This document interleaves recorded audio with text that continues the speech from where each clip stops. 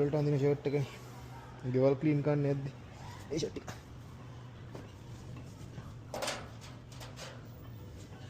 හරි ඔච්චරයි. ආ.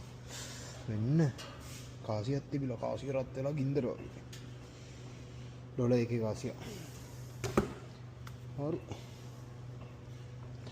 මේ යන්න තියෙන්නේ මේ ටික අරගෙන බලමු ගන්න පුළුවන්ද කියලා එකපාර. හරි ගත්තා.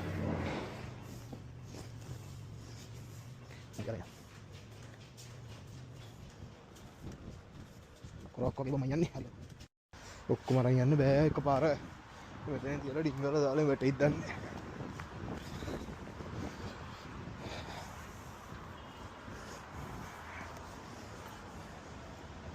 තියනවා තාම වැටෙන්නේ නැහැ. හොඳ උලම් පාරක් ආවොත් ෂොට් එක හම්බ වෙනවා.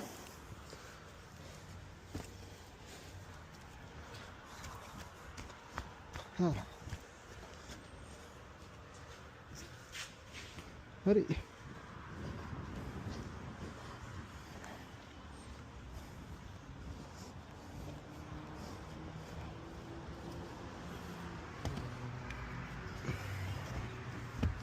ඔන්න ඔහොමයි සීත කාලට රෙදි ටික වේල ගන්න පුළුවන් හොඳම ක්‍රමය. එරෙන් දිගටම වැස්සයි සීතල ආවන් පස්සේ සමහර විට අවුව නැහැ.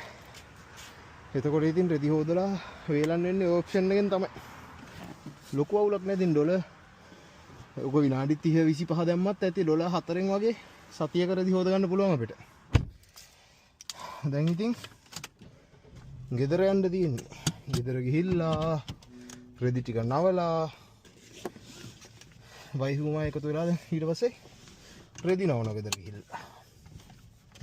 එහෙනම් තවත් වීඩියෝ එකකින් හමු වෙමු. බයි බයි.